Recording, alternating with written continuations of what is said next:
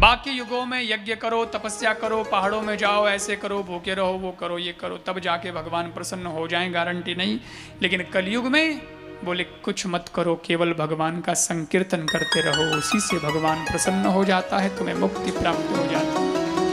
ऐसा सहज श्रेष्ठ मार्ग भगवत प्राप्ति का बताया संकीर्तन, इसी से मुक्ति। कलयुग केवल नाम आधारा, सुमिर सुमिर नर उतर ही पारा। तो आइए संकीर्तन से ही हमने इस कथा का आरंभ किया था, संकीर्तन से ही हम विराम करेंगे।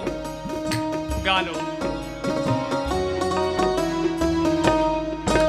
राजा राम राम राम सीता राम राम राम, राजा राम राम राम सीता राम राम राम, राजा राम राम राम सीता राम राम राम, राजा राम राम राम सीता राम राम राम, राजा राम राम राम सीता राम राम राम, राजा राम राम राम सीता राम राम राम, राजा राम